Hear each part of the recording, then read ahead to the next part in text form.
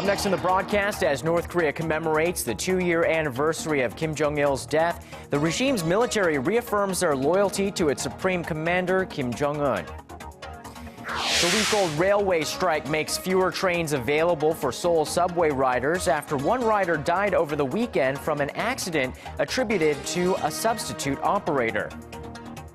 And after a summer buying spree, foreign investors start selling off their holdings in Korean stocks on weak corporate performance and the expected U.S. bond tapering program. Primetime News begins now.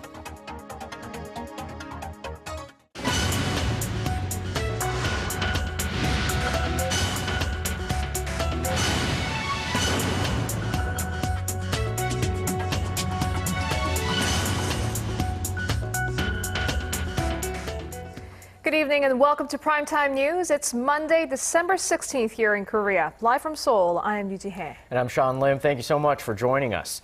We begin in North Korea, where the communist regime is gearing up for tomorrow's second anniversary of the death of former North Korean leader Kim Jong-il. On the eve of the occasion, the nation's military held a mass gathering to pledge allegiance to his son and current leader Kim Jong-un. Our Han Da-eun has the latest.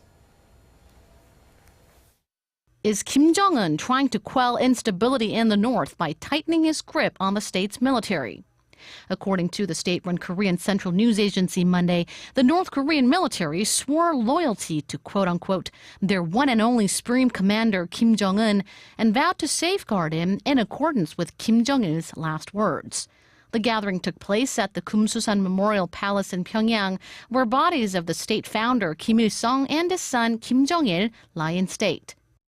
Military Politburo Chief Choi Dong-hae and Armed Forces Minister Chang Jong-nam were among those in attendance. Meanwhile, Kim Jong-un also paid his respects to the late chairman of the Workers' Party Control Commission, Kim Guk-tae, who was known for his loyalty to the regime. The KCNA, reporting on Kim Jong-un's visit, stressed the importance of doing the same. A large-scale national ceremony to commemorate the second anniversary of Kim Jong-il's death is expected to take place on Tuesday. Much attention is being drawn to how the front seats will be arranged, as it'll be indicative of the regime's new power structure. Han Da-eun, Arirang News. Back here in the south, amid the turmoil in North Korea, President Park Geun-hye convened a security meeting with related ministers and senior secretaries on Monday. The president boosted the monitoring infrastructure to better anticipate changes in the north and to safeguard against reckless provocations in particular. Jun-ju reports from the presidential office. The recent execution of Chang Song-taek was once regarded as the second most powerful figure in North Korea, startled the world, not to mention South Korea. As a follow-up to an emergency security policy meeting on Friday, the day Chang's execution was announced by Pyongyang state-run media, President Park held a meeting Monday afternoon with her foreign affairs and security-related ministers and senior secretaries. Senior Presidential Secretary for Public Relations Lee Jung-hyun told reporters that President Park ordered the establishment of a National Security Council Secretariat that would support the management of the NSC and the function of the National Security Office to better respond to the rapidly changing situation on the Korean Peninsula and in neighboring nations. The NSC Secretariat played a role as the control tower of security-related issues during the Roh Moo-hyun administration, but was abolished during the Lee Myung-bak administration. She also asked her top government officials to fully prepare for any contingencies and provide assurance to the public so they can continue on with their daily routines without worry. President Park urged related ministries to keep a close eye on the situation unfolding in the north and maintain a strong security posture. In particular, she urged the military to closely cooperate with U.S. forces and share information with neighboring nations and the international community. Earlier in the day, during a meeting with her senior secretaries, President Park warned of a possible provocation. 최근 북한에서 전개되고 있는 일련의 사태를 보면 향후 북한 정세가 어떤 방향으로 진행이 될지 불투명하고 무모한 도발과 같은 돌발 사태도 배제할 수가 없는 상황입니다. The presidential office of Choa and other public offices are currently on emergency standby, with President Park calling for nationwide efforts to prepare for any possibilities, considering what she called the gravity and unpredictability of the status quo. Oh Jin-ju, Arirang News. While Tuesday is the second anniversary of Kim Jong-il's death, it also marks the first day of Kim Jong-un's third year as North Korean leader. Our Unification Ministry correspondent Hwang Sung-hee joins us now to look back at the young dictator's accomplishments over the last 2 years and explore what his future may bring. Hello there. Good evening, guys. So, Sung-hee, let's travel back in time to 2011 when Kim Jong-un first came into power. What was his leadership there like?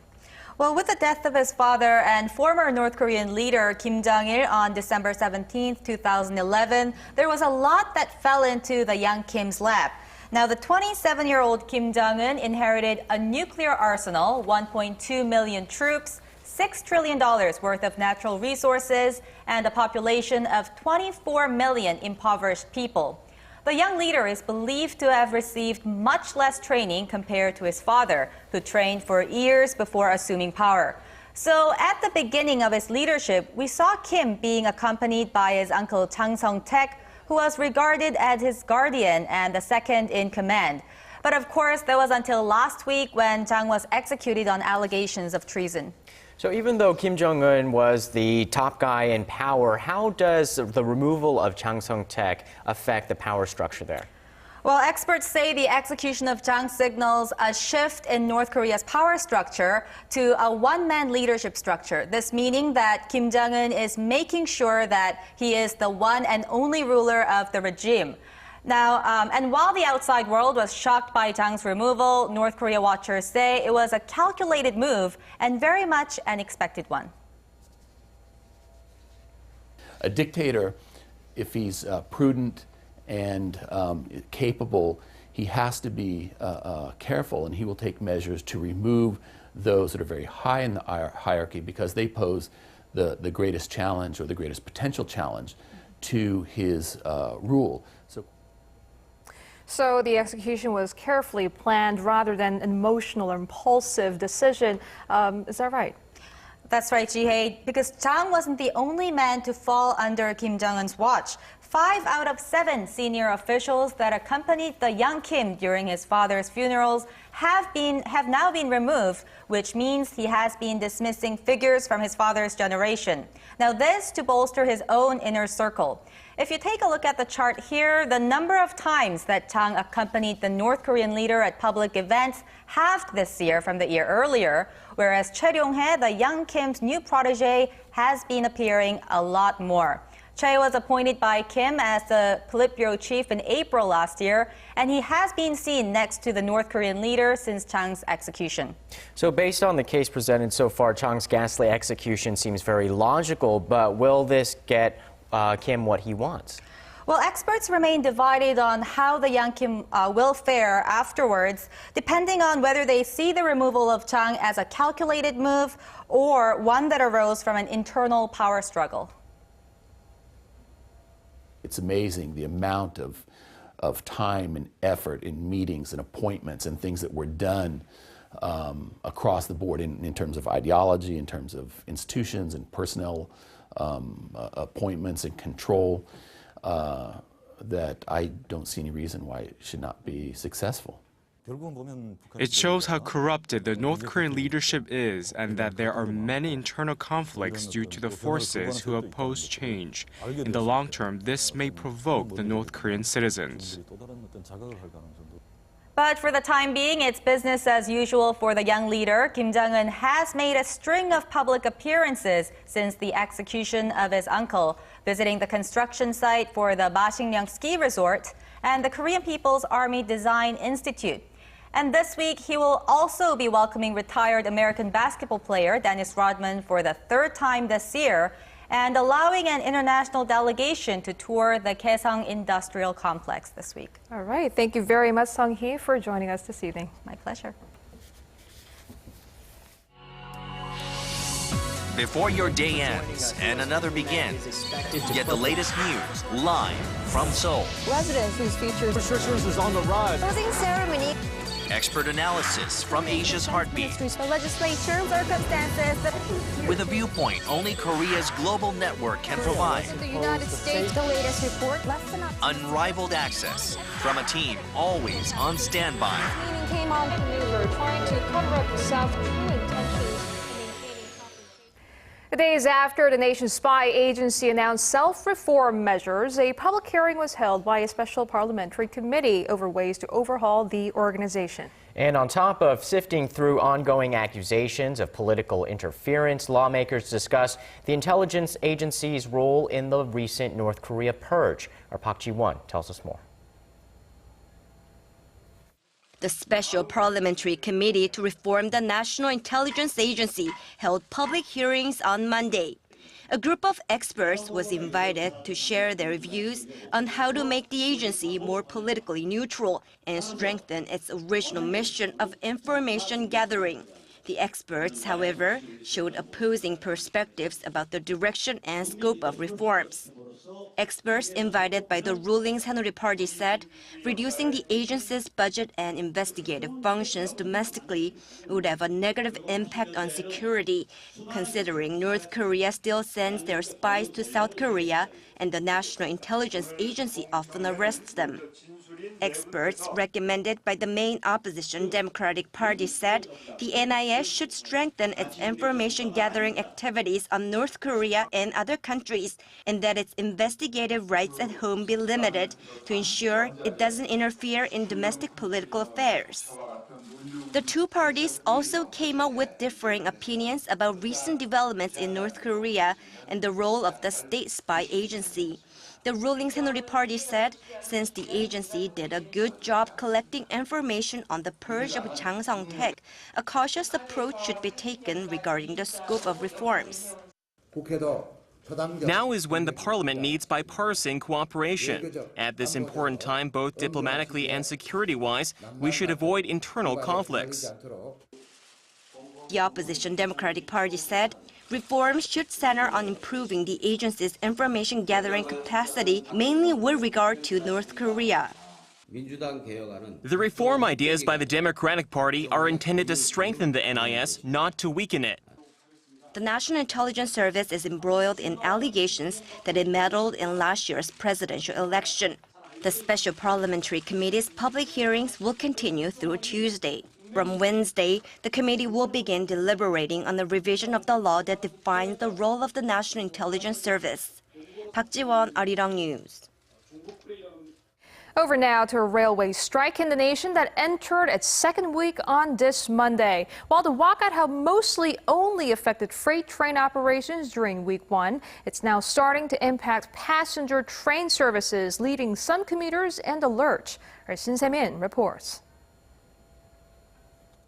The railway strike that started 1 week ago has now begun to have a direct effect on commuters in the capital city. The Korea Railroad Corporation, or Korail, reduced operations of Subway Line 3 in Seoul by 15% on Monday.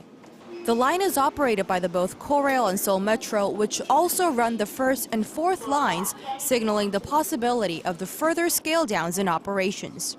The unions representing Seoul Metro and the Korean railway workers have already notified their employers that they plan to go on a strike starting Wednesday. Along with the metro services, Korail said it'll also reduce the number of KTX passenger trains by 12% starting Tuesday, suggesting more inconveniences for commuters in the coming days. On Monday evening, Seoul Western District Court issued arrest warrants for 6 union members who are currently on strike. Another court in Seoul is still reviewing 4 other warrants that were requested by police earlier in the day. An 84-year-old woman was killed in southern Seoul on Sunday evening after her leg got stuck between train doors while the subway was still moving.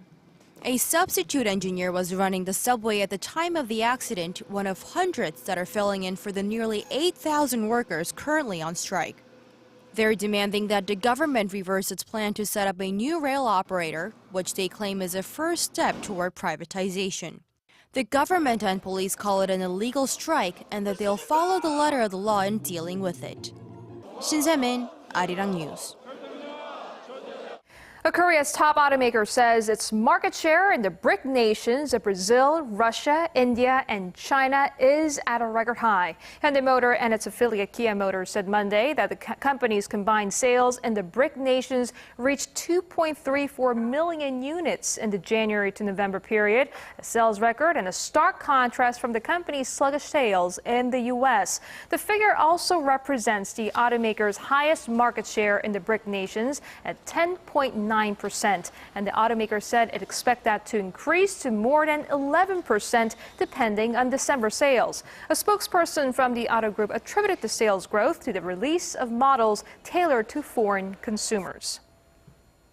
This past summer, the Korean stock market emerged as one of Asia's most popular safe havens amid fears over the outlook for U.S. monetary policy, which sparked a major sell-off. But that upward trend has reversed in recent weeks. Our Yudian has more. It was less than 2 months ago when Korean stocks enjoyed their longest ever foreign buying spree and hit an 18-month high. That's when heightening fears over the timing of U.S. stimulus tapering sent foreign investors seeking a safe haven to Korea, as they considered it a more solid economy compared to other developing nations. Korea recorded a trade surplus for the 19th straight month in October. But it turns out that was no more than a blip on the radar. In recent weeks, the Kospi had dropped by nearly 5% to a point even lower than the beginning of the year. On top of fears that the United States will most likely start tapering on the near future, experts say Korean companies' disappointing report cards in the third quarter also prompted the foreign sell-off. Of the 254 local companies that announced their earnings in the third quarter, only a third of them posted higher than expected profits. This compares to around 2/3, both in the United States and Japan. Ever since the global financial crisis, the United States carried out strong restructuring measures, and Japan lashed out a new set of stimulus policies, so-called Abenomics. Korea instead continued to create a bubble, raising companies' credit rating as they benefited from the strengthening yen. The lack of strong restructuring measures, he says, has taken a toll on local companies. Pundits are calling for a new and stronger growth engine and appropriate policies to support them so that Korea's stock market can follow a solid upward trajectory. Yurian, Arirang News. Korea's second largest mobile carrier may soon see a former Samsung Electronics Semiconductor Division president as its new chairman. In its announcement, KT Corporation CEO Recommendation Committee said it tapped Hwang Chang-gyu as the final candidate because of his expertise in telecommunications and his business management skills. The 60-year-old is a widely acclaimed person as a semiconductor specialist and is known for inventing the world's first 256 mega DRAM chip. Hwang will be officially named chairman at a general meeting of stockholders set for mid-January. Arirang TV, Korea's only global television network, will be available on DirecTV, the largest satellite provider in the United States, beginning in the first half of the next year. The Korea Communications Commission said on Monday that the new deal will help Hallyu, or the Korean wave, reach mainstream audiences in the United States. Arirang TV becomes the second foreign broadcaster to run programming on DirecTV, following China's CCTV. Arirang launched its first digital terrestrial TV channel in the United States in 2011 and reached 100 million households worldwide in 2012. LED lighting may appear to be a bit on the expensive side when installed, but it can save you energy and therefore money in the long run. With another electricity shortage feared this winter, a local association is promoting LED lighting as the way of the future. Son Jung-in tells us more. This is a parking garage of an apartment complex in Gwangju, where the LED lights automatically turn on or become brighter when a person or a car nears the area. The management of the complex says it set them back nearly $48,000 to install the lights, but it's an investment they expect to get back. We are now saving up to 72% or almost $4,600 from the average total electricity bill of $6,300 every month. With the effectiveness of the eco-friendly lighting coming into light, The Korea Association for Photonics Industry Development, or KAPID, is actively pushing government agencies and the private sector to embrace the LED industry and turn Gwangju and other cities into LED cities. For outdoor public spaces, the city of Gwangju is planning to replace more than 10% of the street lamps with LED lights within next year and continue the substitution extensively. KAPID, which has a goal to achieve a 60% penetration rate of LED lighting by the year 2020, is also working on helping Korea's 800 LED-related companies make inroads into other markets in Europe and Southeast Asia. 손정인, Arirang News.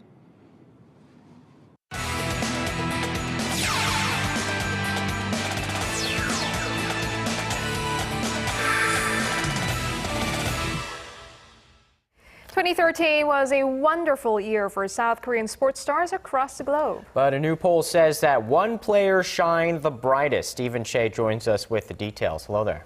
Hey guys, it was indeed a great year for sports, and according to a recent poll of South Koreans, one homegrown athlete captivated their hearts and minds the most. More than 51% of respondents in a poll of over 1,400 people carried out by Gallup Korea said the monster Ryu Hyun-jin was the most popular athlete this year. His rookie season for the LA Dodgers was a gem. He earned 14 wins with a 3 ERA as a middle-of-the-rotation pitcher. And at a distant second with 35.2% of the vote was figure skating queen Kim Yeon-ah. And speaking of the queen, she'll take part in one more figure skating competition ahead of the Sochi Winter Olympics in February.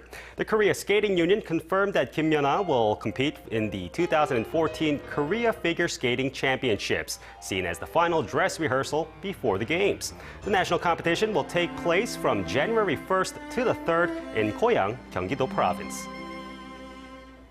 And moving on, Marine boy Park Tae-hwan swam his way to the 200-meter gold at the season's end event in Australia. While we were freezing over here in Korea, Park was beating fellow swimmers in the heats at the Queensland Championships in Brisbane.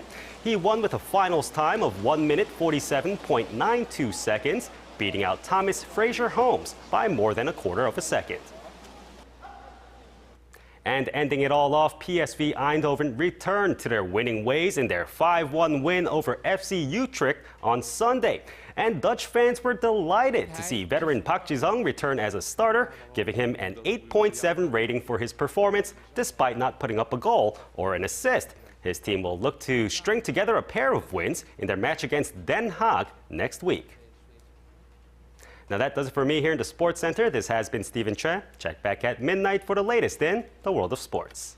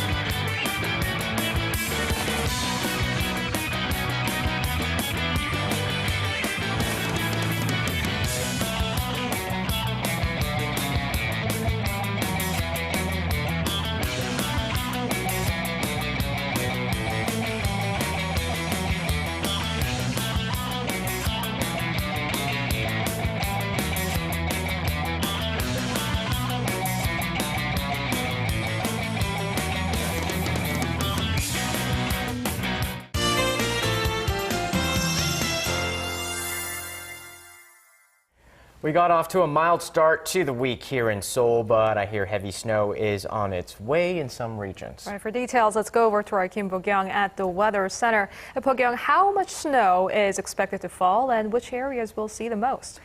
Good evening, guys. Well, a winter weather advisory has been issued in Gangwon-do Province along with the mountains of Jeju and Gyeongsang-do Province. Well, at most 15 centimeters of snow is forecast in Gangwon-do Province, and the mountains of Jeju and the mountains of Gangwon may get about 25 centimeters due to winds blowing eastward. Other than that, 3 to 8 centimeters are forecast in North Gyeongsang-do Province, and the snow will continue through Wednesday. Taking a look at the current conditions, well, as you can see, it is cloudy across the map, and especially in the southern regions due to a low pressure trough. With all the snow showers, the roads are highly likely to be icy, so please be careful behind the wheel. And other than that, in regards to the temperatures, we will get back to our seasonal averages tomorrow. Taking a look at tomorrow's numbers, Seoul starts off the day at -5 degrees with a high of 5. Meanwhile, Gwangju and Busan top out at 6 and 9 degrees respectively. Moving on to other regions, Jeju reaches 6 degrees in the morning before hitting 9 in the afternoon. Meanwhile, Dokdo and Mount Kumgang peak at 6 and -4 degrees respectively. Well, that's all for now, but join me for another update after midnight. And that's our broadcast on this Monday night. I'm Yoo Ji-hae in Seoul. And I'm Sean Lim. Thanks for watching. We'll see you soon.